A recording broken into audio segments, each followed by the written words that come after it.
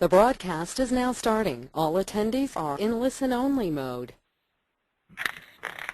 Hello, everybody. This is Jennifer Schaus, and welcome to our Government Contracting webinar series. Today we're joined by Mike Beve of LASA, Monrig, and Beve, and Mike will talk us through the SBA 8A certification. We've got a full hour slotted for today. Typically the presentation takes about 15 to 20 minutes, and the bulk of it will tend to be the question and answer session. So if you have any questions, over on the right-hand side of your screen you should see a box where you can type in your questions, and once Mike gets through the slides, then we will address the questions then. Everything is being recorded, so at any time if you have to jump off, we will be sending out the link to the webinar at the end of, well, probably tomorrow at some point. So just keep that in mind. We wanted to first make a couple quick introductions. Two of our partners, FedBidSpeed and Fierce Government, have been gracious enough to help promote and sponsor the webinars. FedBidSpeed is basically a software tool for government contractors to help them identify RFPs and solicitations on FedBiz ops and manage those opportunities through the software that they have. It's a great tool, and I believe that they offer either a 10 or 30-day trial. So if you're in the government contracting arena and having trouble managing the various opportunities that you're seeing, I would definitely suggest reaching out to them. Their website is www.fedbidspeed.com. Our next partner is Fierce Government. They're a local provider of content about all things IT in the government. They've got very in-depth articles about cybersecurity and different IT issues, focusing on different agencies, including defense and some of those things. So if you look at some of the other providers in this space, you'll definitely find that Fierce Government is one of the top providers of content and decent quality out there. Their website is fiercegovernment.com. Our speaker today, Mike Beve, comes from the law firm LASA, Monrig, and Beve. They're based in Virginia and also have a Washington, D.C. office. They primarily focus on federal contracts, 8A certifications, corporate law, and I believe some nonprofit work as well. My firm is focused on working with government contractors and helping them with GSA schedules, business-to-government marketing plans, and various research related to government contracting. We've got a series of webinars, and we'll be continuing those next month in May. Stay tuned as we update our calendar for those. We also host events throughout the year over at the Kennedy Center. For a list of all of our events and webinars, you can follow the link that's on the screen there. Okay, now I'm going to turn over the presentation to Mike. And like I said, if you've got questions, feel free to type them in over on the right-hand side, and we'll get to those at the end of the presentation. Mike, it's all yours. Good afternoon, everyone. It's a pleasure to be here. I'm going to be speaking about 8A certification, just the bare essentials to give you some indication on what that is all about and what are the elements of a successful application and what is the procedure. The 8A program is named after Section 8A of the Small Business Act. It's a program that's been around for over 50 years, and it's a program designed to help small minority-owned businesses to obtain federal contracts on a favored level or basis to be able to grow to the next level. The normal rule in federal contracting, the general rule, is that all contracts issued by Uncle Sam can only be awarded on a competitive bid basis. One of the exceptions to that rule is the 8A program. If you are a certified 8A small business, you can obtain federal contracts on a set-aside basis, or if it's a larger procurement, you can obtain it on a limited competition basis with just only other 8A firms bidding in that particular procurement. So it's a major advantage, and it allows the small business that is certified as 8A to go around the different federal agencies and market itself, and if it identifies opportunities that are within its specialty, and the agency wants to do that procurement on a set-aside basis, it can do so without any legal problem.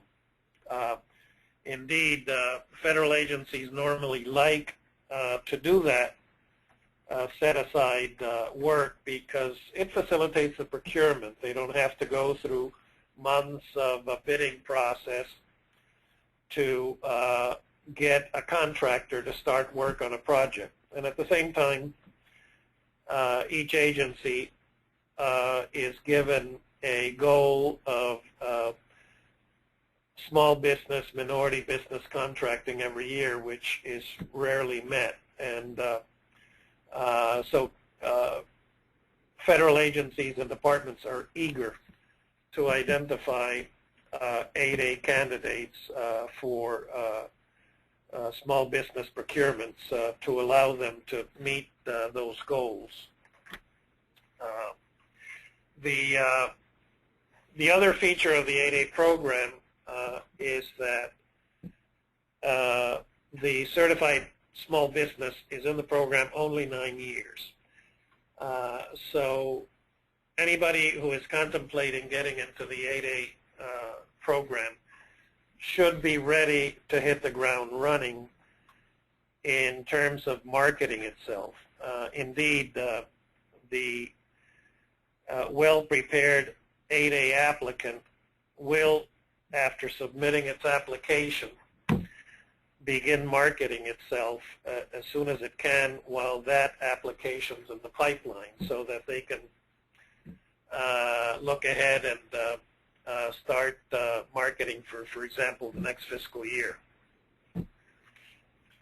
The 8A program has two sets of eligibility requirements.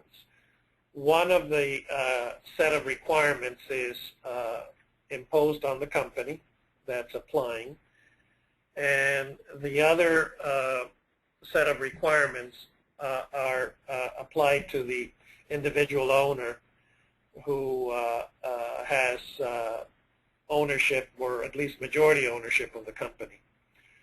On the company requirements,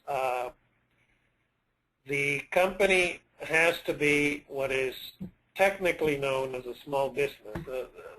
The federal government has a catalog called the NAICS Code Catalog, which classifies every commercial activity by a specific code number, so that when a procurement is issued by Uncle Sam, it'll identify what kind of service or product it's seeking. And so any company, any 8A company that has those specialties can go after that procurement. Smallness is usually measured based on the annual gross revenue of the company. A company that is, for example, in IT is small if its annual gross revenue, I believe now, is about $19 million a year. Different for someone in civil engineering or consulting.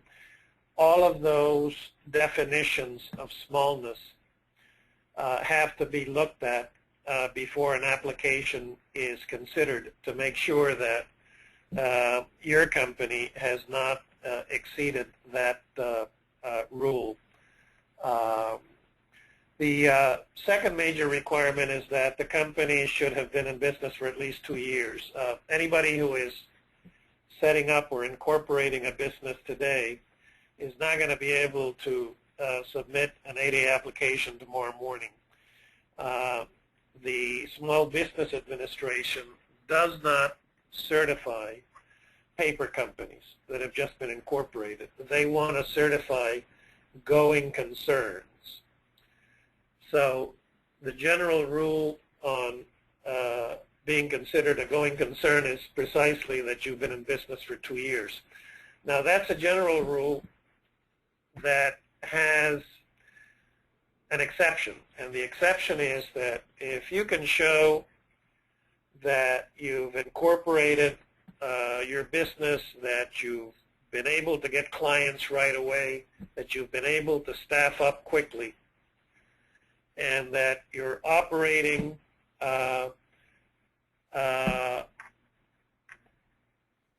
without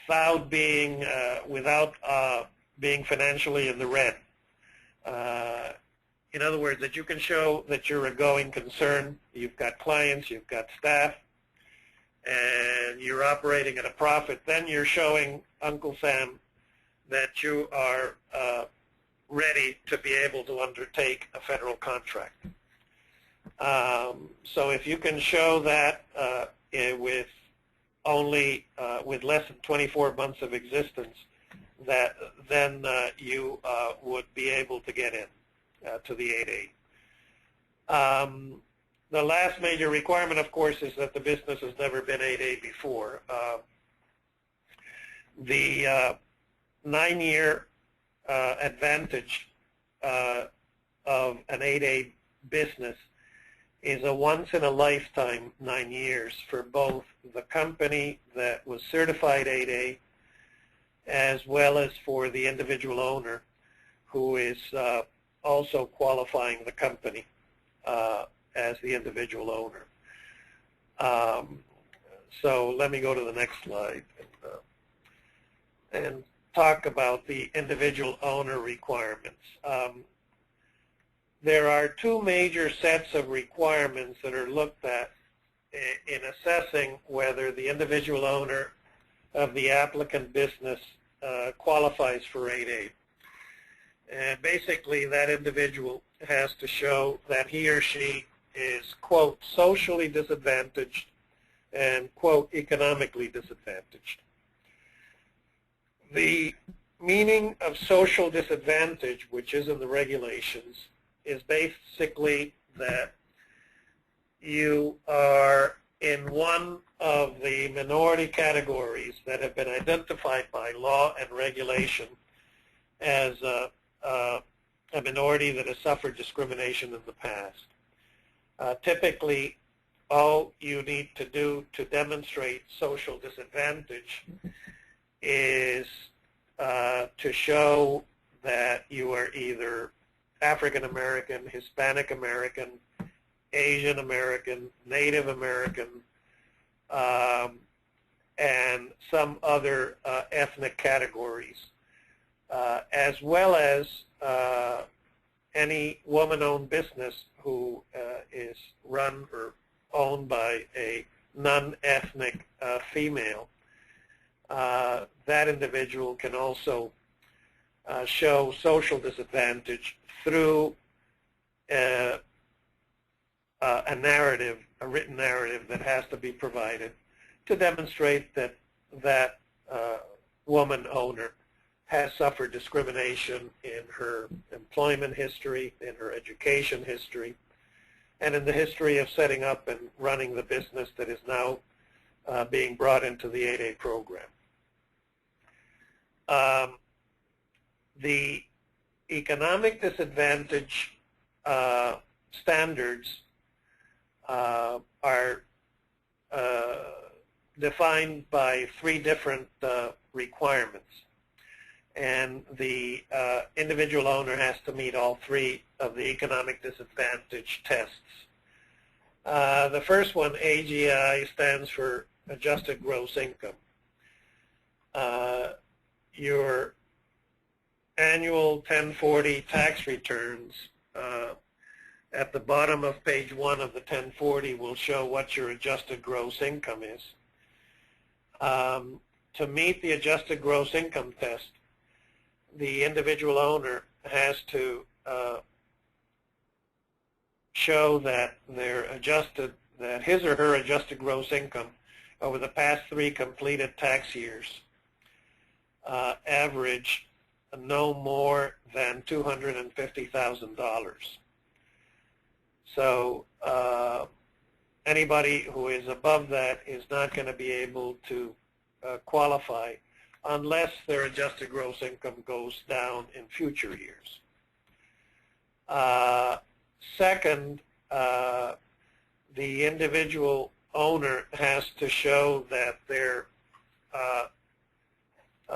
personal net worth is below $250,000. What that means is that when you add up the value of the owner's personal assets and you subtract from that total the personal liabilities and debts that person has, the net result of that subtraction has to be $250,000 or less. Now, there are 3 major carve-outs to that number, which makes it quite accessible to meet the personal net worth test. The Small Business Administration will not count against that owner the value of that owner's primary residence, which is usually going to be the largest personal asset of that individual. Second, the Small Business Administration will also not take into account and will carve out the value that owner has in any retirement funds. They won't compute those because they are considered not an accessible asset to the individual because they face penalties if they are to withdraw those funds early before retirement age. So if you're below 59 and you have a growing pension fund, that's a safe harbor asset that isn't counted against you in the personal net worth test. The third category is, of course, your spouse's personal assets are not counted against you as the owner of the company. So if you own any asset in common, the one that the owner would list on the asset column would be half of the value of a jointly held asset. There's a third economic disadvantage test that was added last year in new regulations that came out in early 2012, and it's what I call the overall assets test. The overall asset test has no carve-outs except one, and that test is this. If we add up your personal assets without any exclusions except pension funds, if the total exceeds $4 million, then you're not considered to be economically disadvantaged.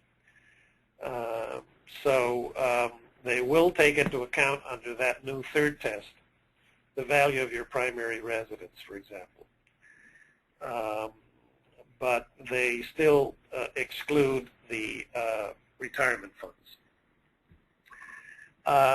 Let's go to other of the personal requirements.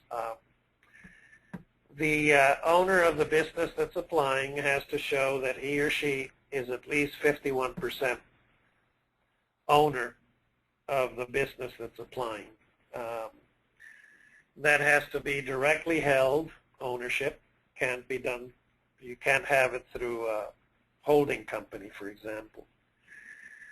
and it has to be an ownership without condition, unconditional ownership. So if you have pledged your shares as part of a loan, you're going to have to get rid of that pledge before you apply for the 8A program. Again, a lot of these tests, as you will see, respond to the need to show SBA that the owner has full control of the company and isn't beholden to someone else who really runs the shop.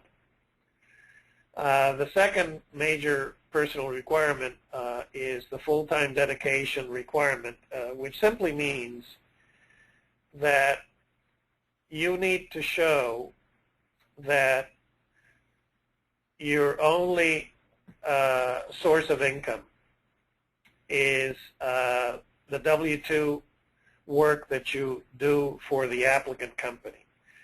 If you own a second company and you get a second W-2 from that second company, you will not meet the full-time dedication test. SBA wants to make sure that 8A firms grow and prosper, and the regulations and the Act set up as a basic premise that if your attention is divided between 2 or 3 firms that you own, you're not going to bring any success to your 8A firm. So if you have a second firm, you should be ready either to spin out the shares that you own in that, or make that second business a wholly owned subsidiary of the company that's applying for 8A. The other test that's in the panel is that the owner has to be also the highest officer in the company. So they want to be sure that when they get the application, they'll see that the owner's title is president or president CEO or managing member if it's an LLC.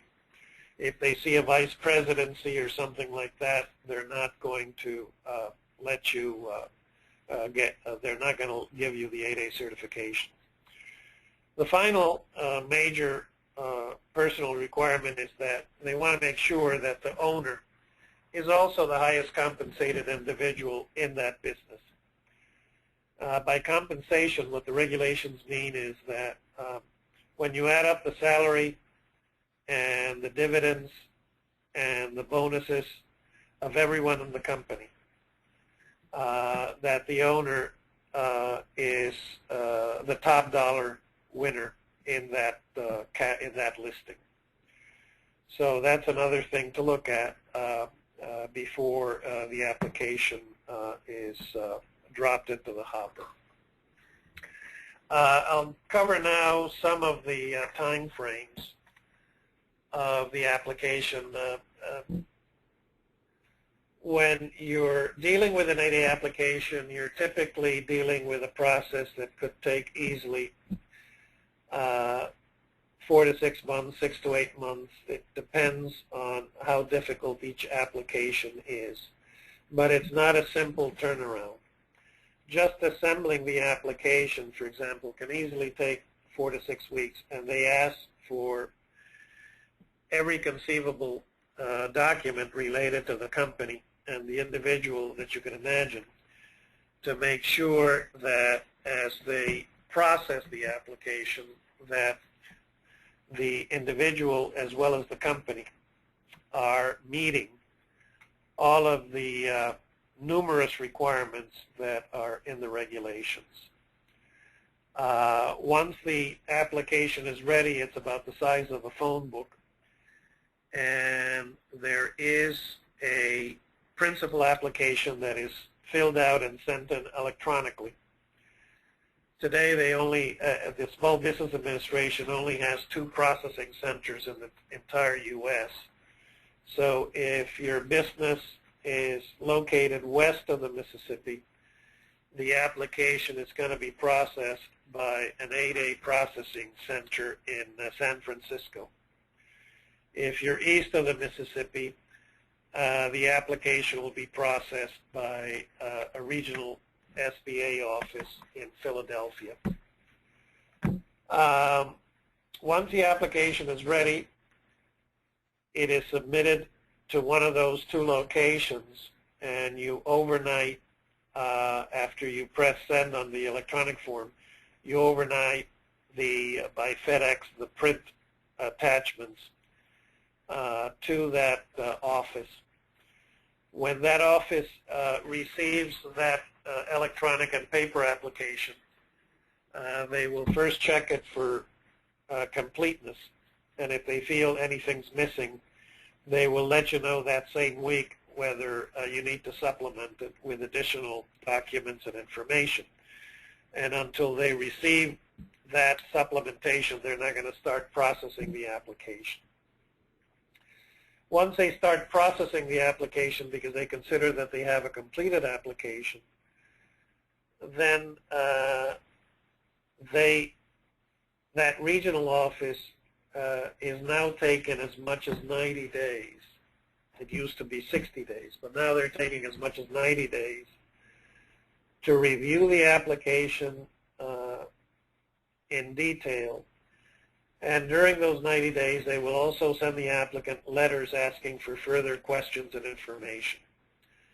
The typical requests will involve areas where they feel the application has a major weakness or a point of risky eligibility.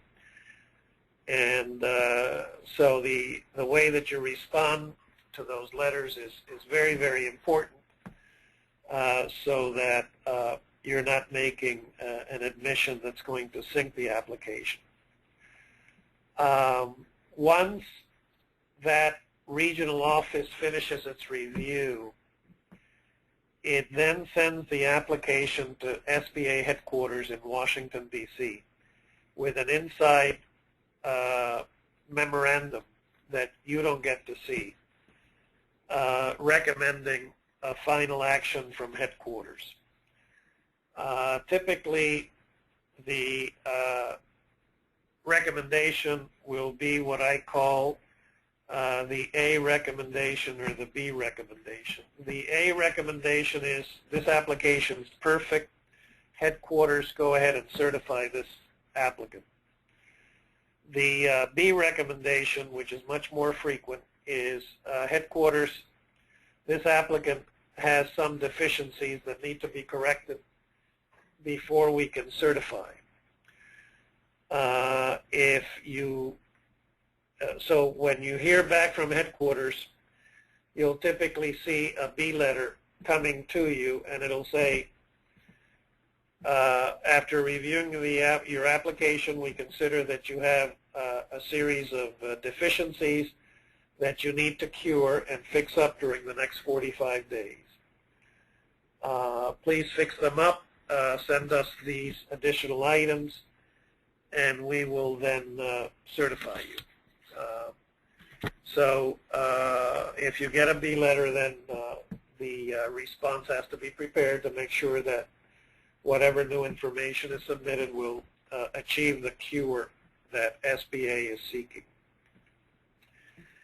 Once you get certified, then what happens with the application is that you'll get a certification letter which will mark the start of your 9 years in the program.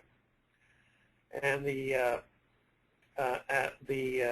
file is then sent to your local district office, where you will be asked to attend a debriefing on how the 8A program works, where you will also be assigned a district SBA office staffer called a business development specialist, who will serve as your contact person during the 9 years to help you out with any issues that come up, or troubleshoot any issues with you.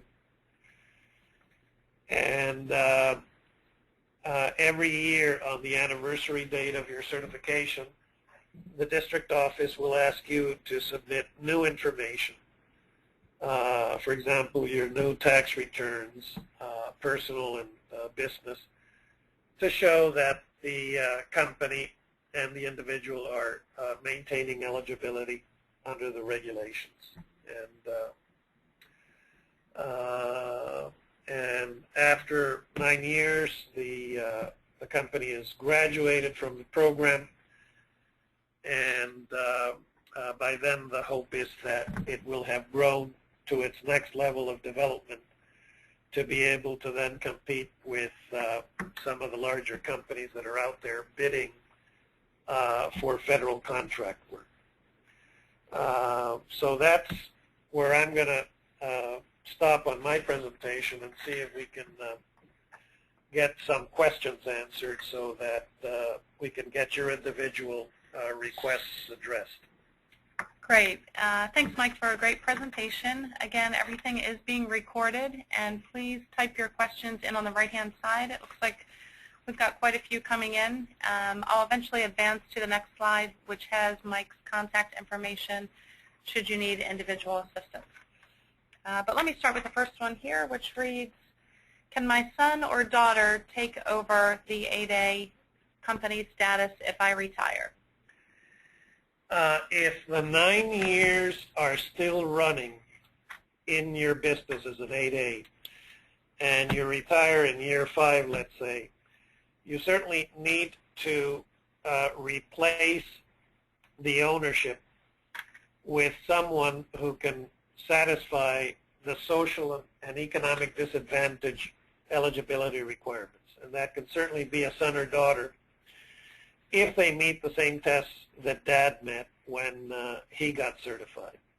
Now, the only difference is, or the only slight disadvantage is, that recertification of son or daughter will not generate a fresh 9-year period for the business.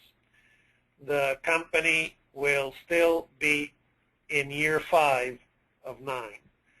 And that son or daughter can only look to 4 more years of 8A life as opposed to a freshly minted 9 years. Great, thanks. Next question reads, can a permanent resident obtain the 8A status? No, the individual owner of the business that is going to certify the company for 8A purposes has to be a U.S. citizen. That is a legal requirement in the Small Business Act that's been there from the very beginning. So permanent residents have to wait until they get their naturalized citizenship before they're able to apply. If my net worth increases during the 8A tenure, will I be kicked out?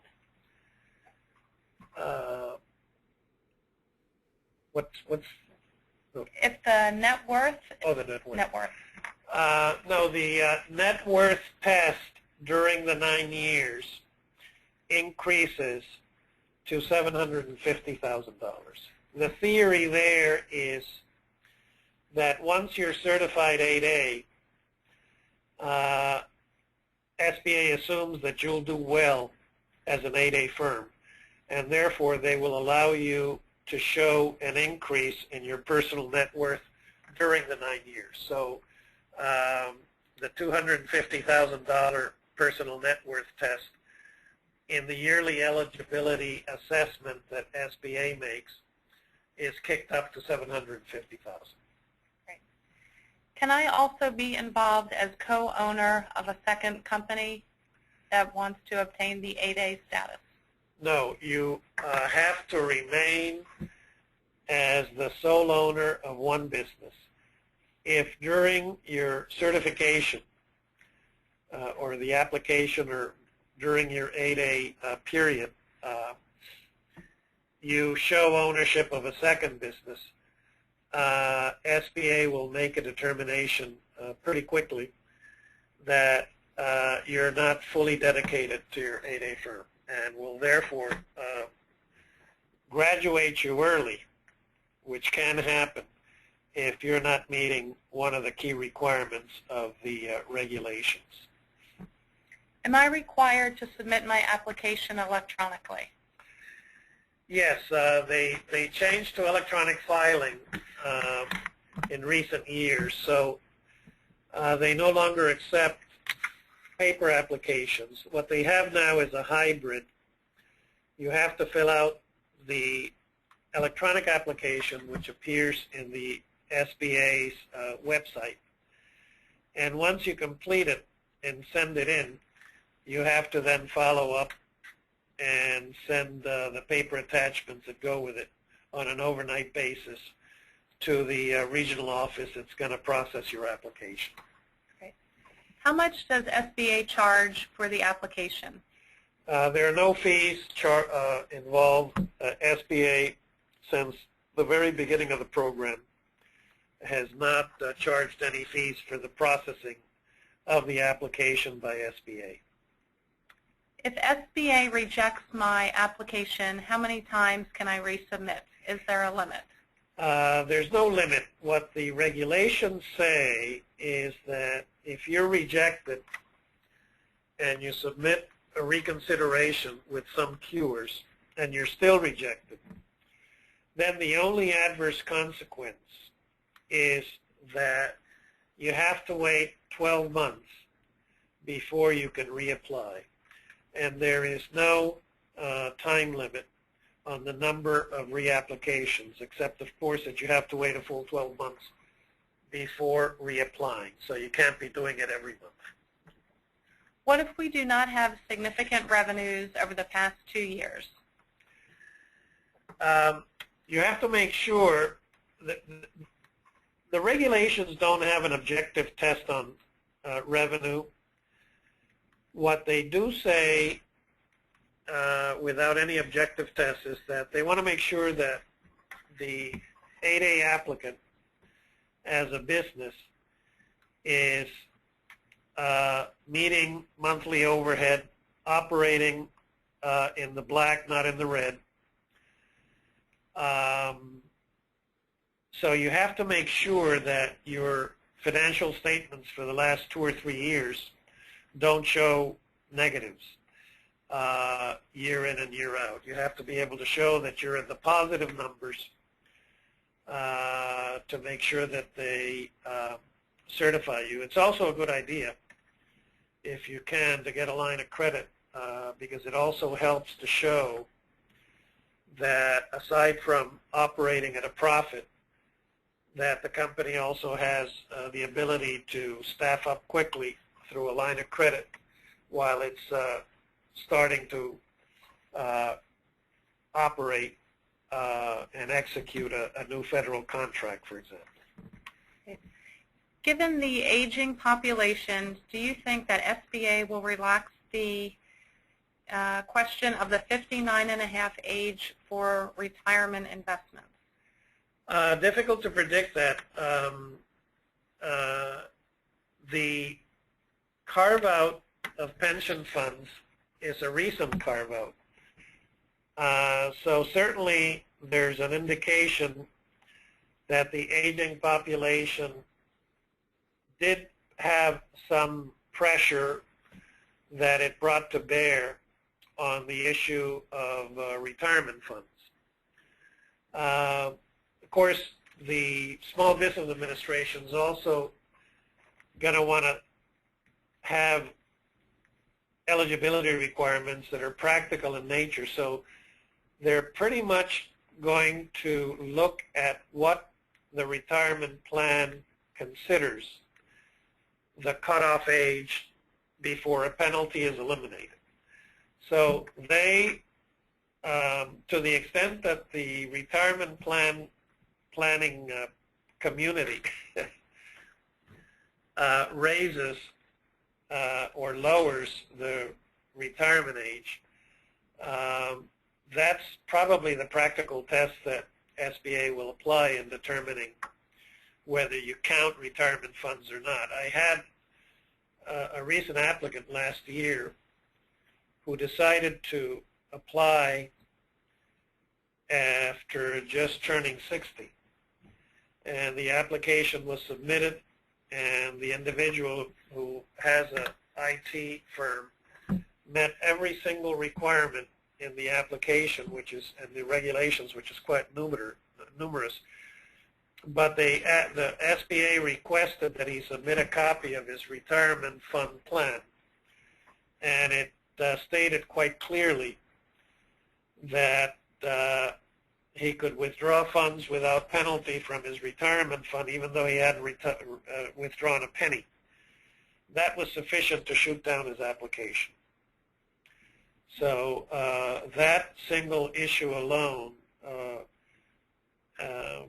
and he's someone who could have applied 10 years ago successfully or 5 years ago successfully, but decided to wait until age 60, and the circumstances of his retirement fund were such that it single-handedly destroyed his opportunity to get 8A certified.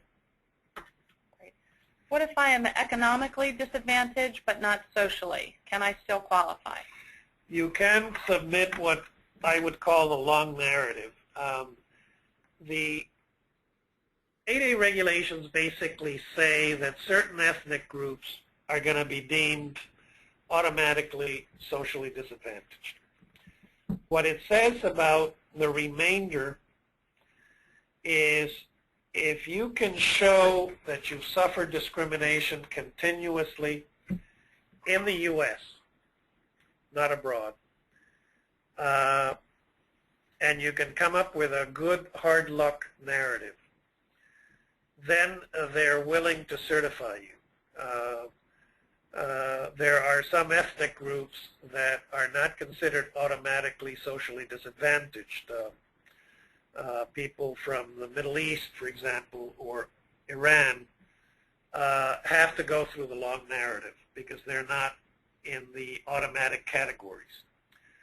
But if they can show through that narrative that they have, because of their ethnicity, suffered discrimination in their educational history, suffered discrimination in their employment history in the U.S., and suffered discrimination in trying to run their new 8A firm or the firm that they're trying to bring into the 8A program, then it's doable.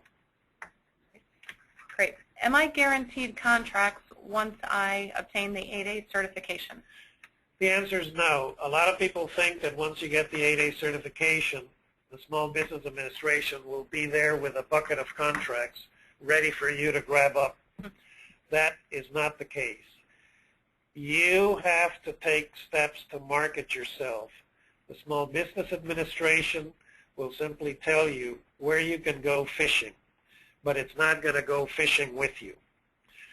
You have to already know, based on your specialty and your services, which agencies contract out the type of services that you provide so that you can start knocking on doors to get those set-aside contracts while you're waiting for your 8A certification.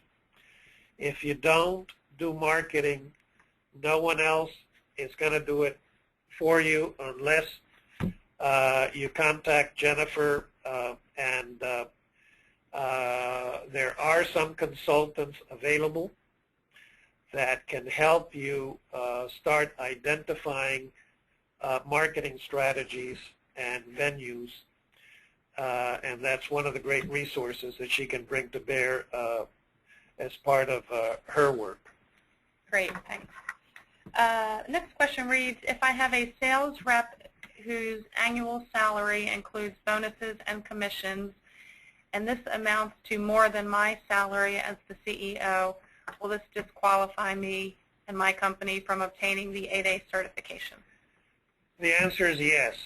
The irony is that the regulations allow SBA, at its discretion, to make an exception to these type of compensation situations.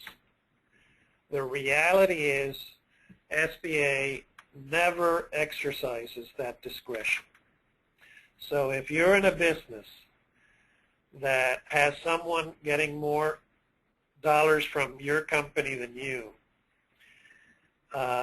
whether it's rocket science or nuclear physics, and you need to hire those nuclear physicists and rocket scientists who are very expensive, you will not get certified 8A. It's a terrible thing to say, but that's the reality. I have never seen the Small Business Administration in more than 30 years that I've been doing these things granting in its discretion a break to someone who can make a good argument that they're in a particular field that needs to hire highly technically qualified individuals who are not that cheap to hire. Unfortunately, that's the case. Great. Next question reads, regarding the AGI, adjusted gross income, is the $250,000 revenue, is that per year or a total of the 3 years? It's a total of the last 3 years. So if you're applying tomorrow morning for 8A, you have to be able to show that in your 1040 returns for 2012, 2011, and 2010, the average AGI of those specific 3 years is under $250K. If it's over, then you're going to have to wait another year to see if you can make less income in 2013 to qualify. Great. What's the #1 reason most of the applications get rejected? There's the regulations, not knowing the regulations is really, in my experience, where the rejections occur. The Small Business Administration has 50 different ways of shooting down an applicant. Any applicant who fills out an application without knowing the regulations behind it, what the eligibility requirements are, is pretty much going through an exercise of shooting blindly to see if they'll get the 8A. And my experience through the years has been that the Small Business Administration does not welcome 8A applications with open, friendly arms. The posture has always been that it's a hostile process. The SBA will try to find out how your application is deficient so that they can shoot it down.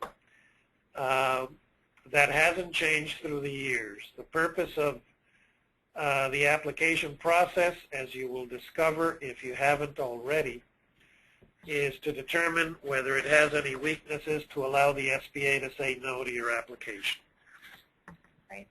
If I have a GSA schedule or if I'm a veteran certified business, is the 8A certification automatic or will it be easier for me? Neither. The 8A certification has to be applied for. You don't get it simply because your GSA schedule granted or because you have service-disabled veteran status. It is a wholly different process. It has its own application requirements, and there's nothing automatic about it simply because you have GSA schedule or service-disabled veteran status. And the eligibility requirements for GSA schedule and the eligibility requirements for service-disabled veterans are in different universes. They don't have any commonality. The only potential commonality of the service-disabled side is that the service-disabled business has to be a small business. That's pretty much the only overlap that I can think of. Great. I think that wraps it up for questions. So we want to thank Mike for his time and great insight and very intelligent presentation. A special thanks again to Fierce Government and FedBidSpeed, who were our sponsors and partners for the event. And Mike, any last words? No, just to let you know that there's a whole world of opportunity there. Don't be afraid of any of the things that I said. It's important that you do consider 8A certification because the benefits far outweigh any disadvantages.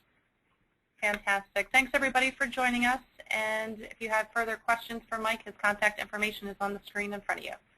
Thanks, everyone.